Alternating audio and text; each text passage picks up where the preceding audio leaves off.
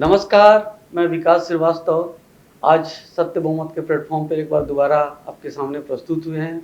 आजकल जो चुनावी सरगर्मियां चल रही है, जिस तरीके के पक्ष और विपक्ष में आपसी द्वंद्व चल रहा है, उसके ऊपर हम कई विषयों के ऊपर बात करते आ रहे हैं। आज हम कुछ खास विषयों पर बात करेंगे जिस पे प्रमुखता से कई हमारे विशेष रूप से जो मीडिया में कर्मी लोग हैं वो उस पर बात कर रहे हैं और बहुत सारे नेता पक्ष और विपक्ष की भी बात कर रहे हैं और विशेष रूप से ये दल बदल के ऊपर हम बात करना चाहेंगे आज। तो दल बदल का जो कानून है वो हमारे को देश में कुछ 82 के पहले नहीं था, उसके बाद दल बदल कानून आया।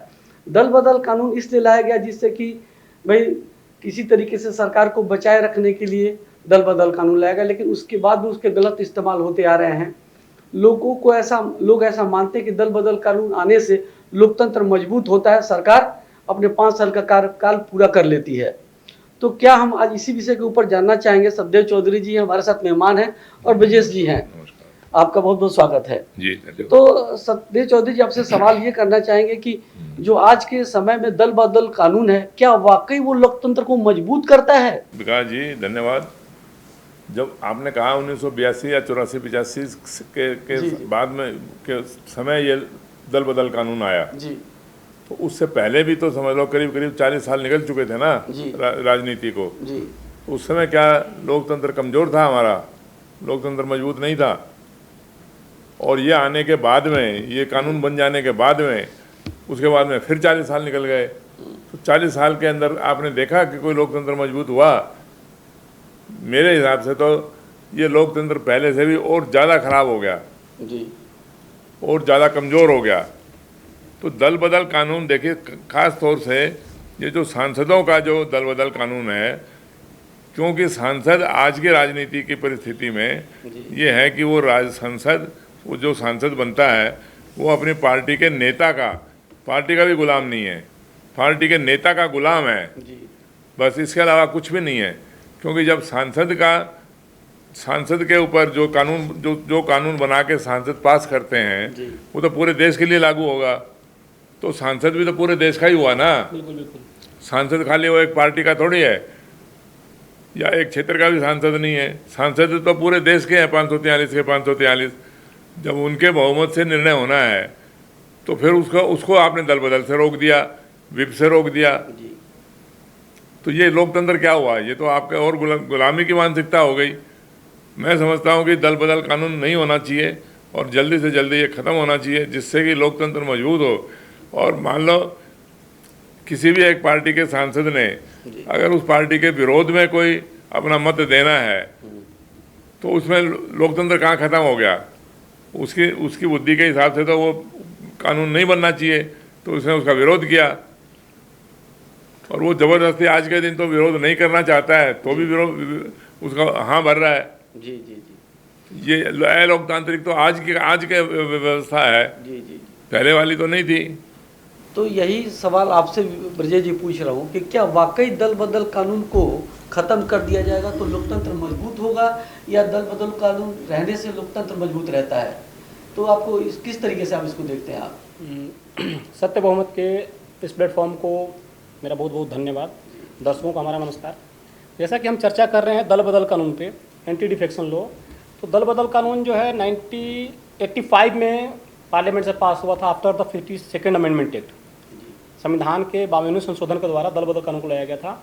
एक फेमस लेजिस्लेटर थे गयालाल, उसके नाम पे बना था ये आयाराम गयाराम केस, जिन्होंने एक दिन के अंदर 3 बार पार्टियां बदली थी।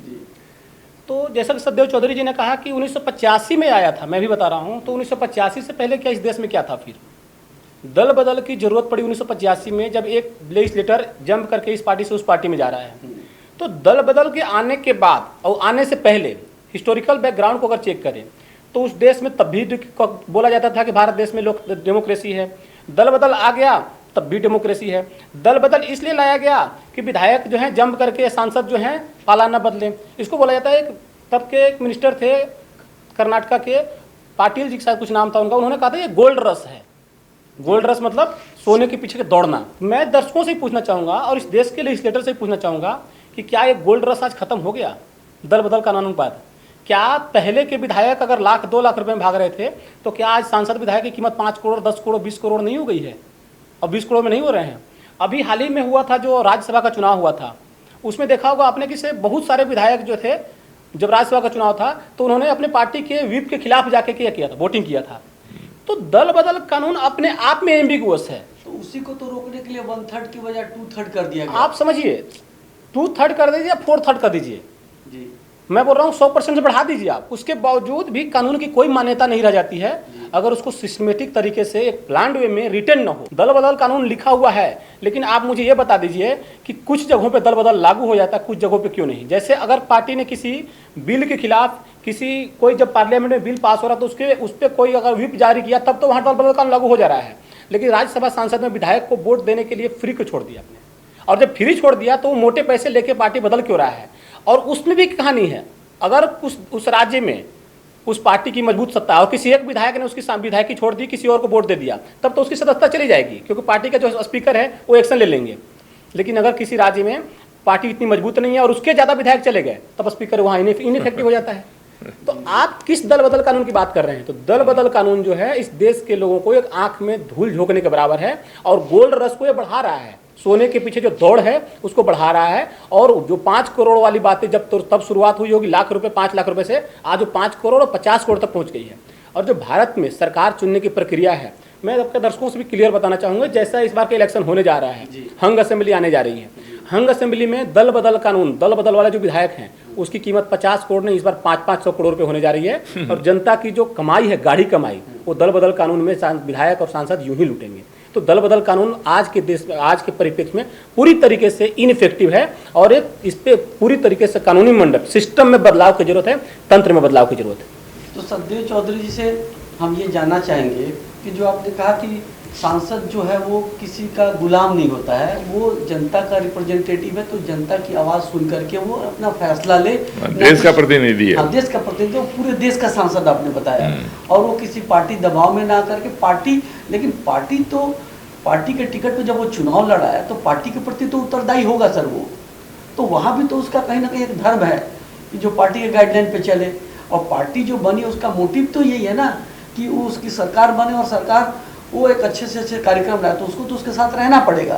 तो आप कैसे उसका एक अच्छा विकल्प दे रहे हो, क्या रास्ता है फिर उसका? तो देखिए विकास जी, जब आज के दिन सरकार ही सांसदों के बहुमत से बननी है जी, सरकार बनाने का आधार ही सांसद है, बिल्कुल, मतदाता तो है ही नहीं, बिल्कुल सही है। इसीलिए ये सारे दल बदल और व्हिप और ये सब कानूनों की चर्चा इसीलिए चर्चा हो रही है। अगर मान लो हम सरकार सांसदों के बहुमत से न बनाकर मतदाताओं के बहुमत से बनाएं, फिर हमें सांसदों के बहुमत से सरकार बनाने की जरूरत ही नहीं है। सांसद अपने आप स्वतंत्र हो जाएगा। तो अपने आप स्वतंत्र हो गया, जिसको ज्यादा वोट आ गए वो अपने क्षेत्र का सांसद रहेगा, पूरे देश का सांसद है वो किसी भी बिल पे वो अपना जो है इंडिपेंडेंट वाला विचार रख सकता है, उसमें वोटिंग कर सकता है, उसके खिलाफ वोटिंग कर सकता है। आपका कहने का मतलब है कि जिस भी पार्टी की सरकार है, उस पार्टी का सांसद किसी बिल के खिलाफ, अगर उसको बिल पसंद नहीं है तो उसके अगेंस्ट भी जाके वोट करे। हाँ बिल्कुल कर सकता है। तभी तो अगर वो वोट करता है तो पार्टी के लिए तो एक कम से कम वो एक नाराजगी का हो गया कि भाई ये तो हमारे खिलाफ वोट कर दिया, अगली बार से तो उसकी टिकट काट देगी वो पार्टी। नहीं, वो तो काट दे या नहीं काट दे वो एक अलग बात है। अगर उसने पार्टी उस सांसद ने मान लो, एक ऐसा एटमॉस्फेयर बनेगा कि भाई फिर कहेंगे यार ये तो हम सही फैसला लेने से वो डरेगा, फिर कहीं ना कहीं तो फिर वो चाबुक चला सकती है पार्टी। नहीं सर, मैं इसका जवाब मैं देना चाहूँगा। आप बोल रहे हैं कि पार्टी उसका टिकट काट देगी, तो आप इसका मतलब तो लोकतंत्र की बात कहाँ कर रहे हैं फिर आप? जिस जनता ने उसको लाखों वोट से जिताया है, ठीक है, अगर उस जनता की बात ही नहीं रख पाया हो तो किस नाम का सांसद है फिर वो? किस काम का सांसद है? किसका सांसद है फिर वो? आप समझिए जी। जो हम बात कर रहे हैं कि सांसद स्वतंत्र होने चाहिए किसी भी मुद्दे पर अपने विचार रखने के लिए। पार्टी एक बिल लाती है, कोई भी बिल पास कराने के लिए अपने सांसदों को व्हिप जारी करती है। अगर उस सांसद के पास उस क्षेत्र के लिए उस बिल से नुकसान हो रहा है उसको, उस क्षेत्र की जनता को, तो उसको अपना पक्ष रखना चाहिए, पार्टी का पक्ष रखना चाहिए। अब आप अगर पार्टी की बात कर रहे हैं तो पार्टी को अगर सबसे चुनाव में जीतने के लिए तो पार्टी को भी तो सबसे अधिक वोट चाहिए होगा, सबसे अधिक जनता का। तो उस क्षेत्र की जो जनता है वो भी तो ध्यान रखेगी कि किसने इस ऐसा बिल लाया है, तो उससे उसको नुकसान होगा। यानी कि जनता को भी दिखेगा कि बिल्कुल, किस विषय के ऊपर उसको पार्टी ने उसने वोट करा है। बिल्कुल सही। और वो चीजें सामने एकदम एक ट्रांसपेरेंट की तरह दिखेगा। यही चीज हम कहना चाहते हैं। तो ये बात सही गलत का निर्णय तो सांसद ले रहा है ना। जी। और सांसद ले रहा है क्योंकि वो लोगों का, मतदाताओं का प्रतिनिधि है।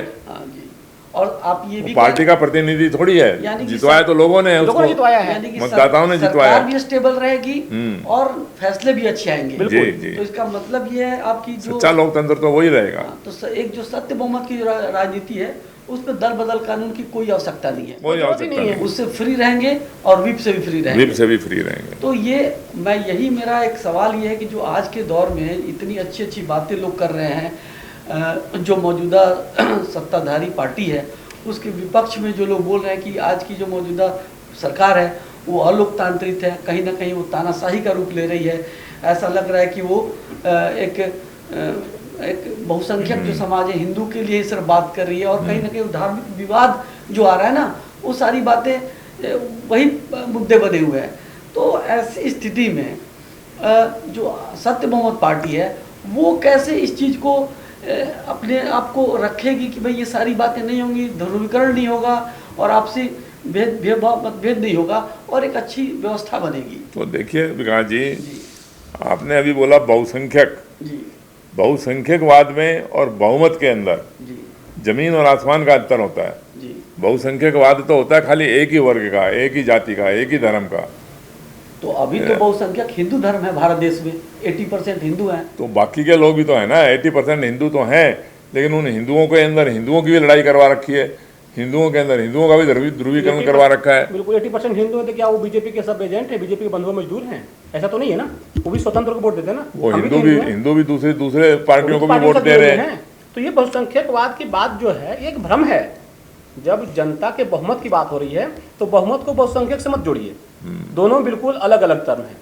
बहुसंख्यक का मतलब हो गया कि आपने ग्रुप को इंसाइट किया, भड़का के सिर्फ उसको बाकी लोगों पर शासन कर रहे हैं, बाकी लोगों के साथ अन्याय कर रहे हैं।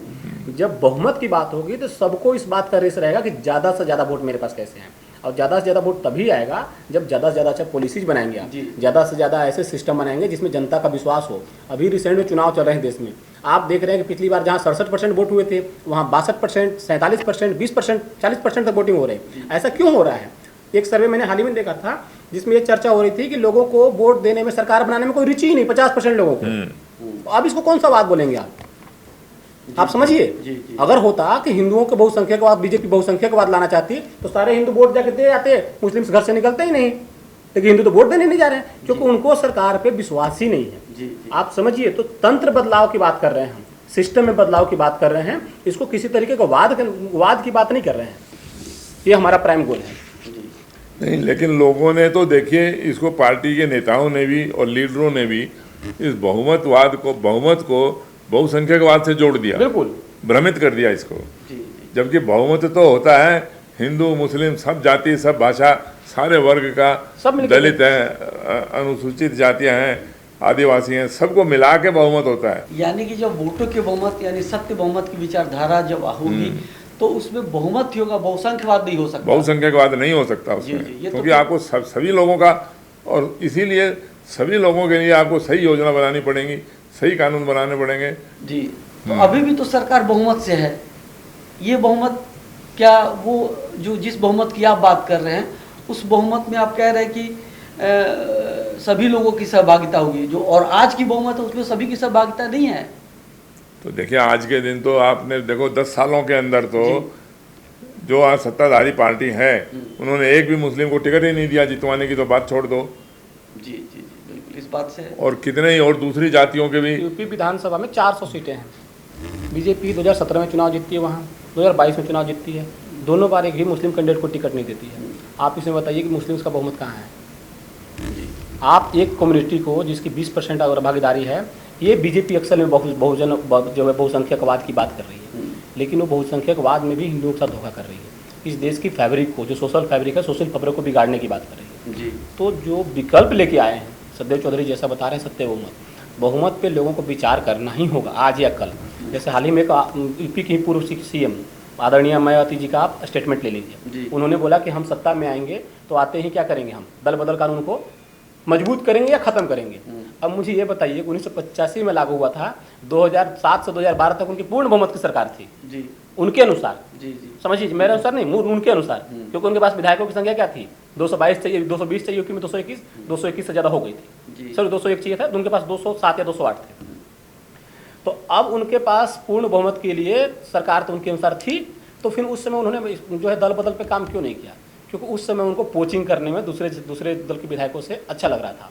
अब जब उनके 10 सांसद जो थे जीते हुए पिछले चुनाव में, अब वो पोच करके किसी और पार्टी में चले गए 500-100 करोड़ रुपए लेके, तब उन्हें लग रहा है कि यार दल बदल से तो बड़ा नुकसान हो रहा है। तब वो दल बदल पे बात कर रही है कि हमको केंद्र में सरकार लाइए, हम दल बदल को मजबूत करेंगे।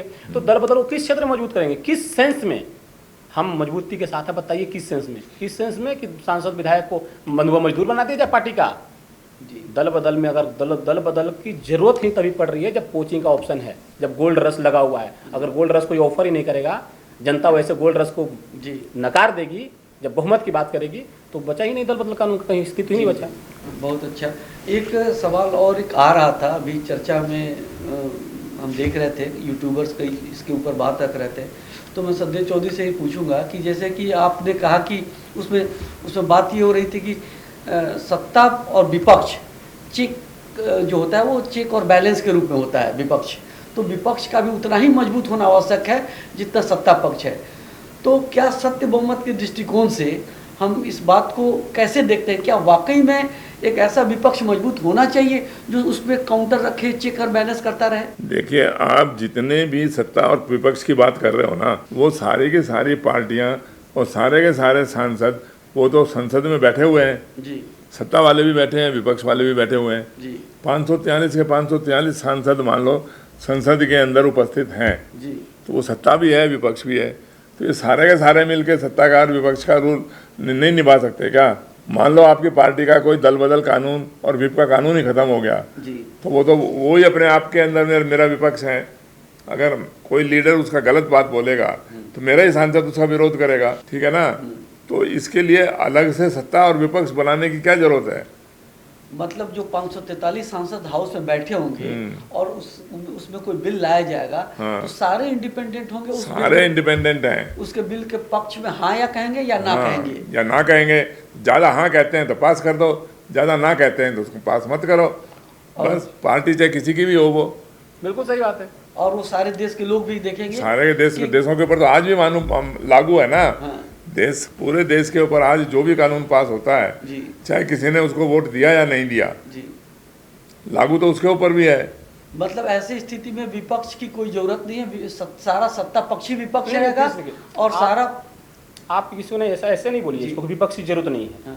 ये विपक्ष नहीं है, विपक्ष उसी में से है। हाँ। विपक्ष मुद्दे पे है, आप समझिए अच्छा। जो हम कहना चाह रहे हैं। इसी हमने में बिल होगा। लाया, हमारे साथ उस समय विपक्ष हो सकता है, सत्ता पक्ष का सांसद ही क्या करे, उस बिल का विरोध कर दे तो विपक्ष में हुआ ना, और उससे पूरी आजादी रहेगी उसके पास हाँ। कि आप विरोध करिए।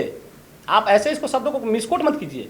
मिसकोट करने से क्या होगा, दर्शक आपके कंफ्यूज हो जाएंगे। तो मतलब कि आज जो भी पार्टी जो सत्ता में है वो कोई बिल ला रही है, उसके पास बहुमत है पास करने के लिए, लेकिन हो सकता है कि उसमें का कोई सांसद उसका विरोध बिल्कुल, करना चाहता हो, बिल्कुल। वो नहीं कर पाएगा। अभी नहीं कर पा रहा। अभी नहीं कर पा रहा। अभी नहीं, अभी किसी से तो नहीं कर पा यानी रहा। क्योंकि और उसके जो जिससे जहाँ से वो चुन के आया है वहाँ के लोग भी यानी यही चाहते हैं, इसका बिल्कुल, मतलब यही हुआ। बिल्कुल, बिल्कुल। नहीं चाह रहे ऐसा कानून है, लेकिन फिर भी वो आना पड़ रहा है, यानी थोपा हुआ कानून थोपा बन हुआ रहा है। कानून, बिल्कुल सही। तो ये जो मौजूदा ये राजनीतिक व्यवस्था है, इसमें ये मतलब इस तरह के जो कानून बन रहे हैं वो भी सही कानून नहीं बन रहा है। चाहे आप सीए की बात कर लो या कृषि कानून बोलो, ये कोई भी अपने आप में एक मतलब बेहतर बेस्ट से बेस्ट कानून नहीं है, सबकी सहमति से नहीं है। तो इसका मतलब चर्चा ही नहीं होती। अभी मैं अब जैसे अब हमें तो हमारे डिस्कशन को अभी आपके अंत करना है, लेकिन फिर मैं बता दूंगा, अगर चर्चा हुई होती जी तो 3 कृषि बिल आया था। प्रधानमंत्री जी को देश के किसान लगभग 8 महीने 9 महीने सड़क पे रहे, 9 महीनों के बाद उनको वापस लेना पड़ा बिल। आप समझिए, अगर चर्चा हुई होती तो क्या, अगर सांसद विधायक स्वतंत्र होते तो क्या वो बिल पास होती? जब पास ही नहीं होते तो वापस लेने का सवाल ही नहीं था। इसका मतलब मनमर्जी से पास कराया था आपने सांसद विधायकों को अपने डरा के और उनको समर्थन लिया था। तो जब स्वतंत्र रहेंगे तो बिल पे देश का समय भी बचेगा, संसाधन भी बचेगा, और जब स्वतंत्र नहीं रहेंगे तो समय भी बर्बाद होगा, संसाधन भी बर्बाद। तो बिल्कुल ठीक है। ये तो बहुत इस चर्चा से ये बात हमें जरूर समझ में आ रही है कि आज के जो विपक्ष के नेता हैं या जितने बुद्धिजीवी वर्ग हैं या जितने यूट्यूबर्स हैं, जो इतने मिलियन व्यू जिनके आते हैं, ये सबसे बड़ा मुद्दा है। इस मुद्दे पे उनको अपनी बात रखनी चाहिए, अपनी राय रखनी चाहिए, हमसे संपर्क करना चाहिए या हमें बुलाना चाहिए।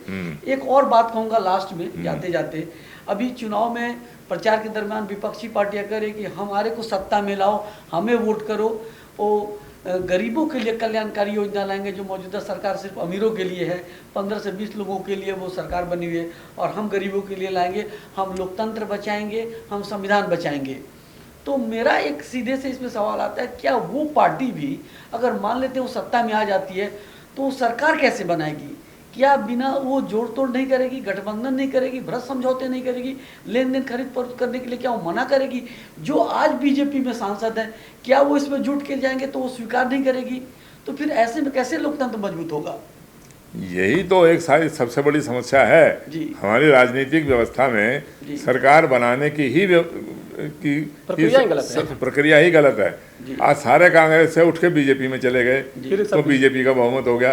अब थोड़ा सा भी अगर मान लो कांग्रेस के समर्थन मिलने लग जाएगा तो यही सारे उठ के फिर उधर भाग जाएंगे और वो कांग्रेस वाले उनको लेंगे भी। अब जिसको बोल रहे हैं कि वो कमल छाप वॉशिंग टिकिया है, वॉशिंग मशीन है, उससे धुल जाएगा और ये सब में दाग हो जाएगा और फिर कोई दिक्कत नहीं होगी। तो हमने इसी चीज का तो संकल्प विकल्प बनाया है। ये बहुमत का ही विकल्प बनाया कि जिससे कि ये भ्रष्टाचार के माध्यम से, भ्रष्टाचार के आधार के ऊपर इन सांसदों की खरीद फरोख्त, लेन देन और भ्रष्टाचार के समझौते ना हो। क्योंकि मैं भी ये नहीं देख रहा हूँ चुनावी भाषणों में कि लोकतंत्र तो कह रहे मजबूत होगा, लेकिन वो कैसे मजबूत हो जाएगा? क्या उनकी विचारधारा मजबूत करने की वो उसके ऊपर कुछ व्याख्या नहीं है, उनकी उसका कोई विश्लेषण नहीं है। वो मोटे मोटे तौर पे यही कह रहे हैं कि हम गरीबों के लिए ये फलाना योजना लाएंगे, उनको यहाँ आरक्षण देंगे, पैसे दे देंगे, जातिगत जनगणना कराएंगे, ये फलाने इस तरह के कई बातें कर रहे हैं। चलिए उस बात से हम सहमत है, उसका गरीब की गरीबी मिटनी चाहिए, गरीबों की गरीबी मिटनी चाहिए, बिल्कुल ठीक कह रहे हैं। लेकिन मूल रूप से ये लोकतंत्र मजबूत कैसे होगा उसका संपूर्ण समाधान नहीं है।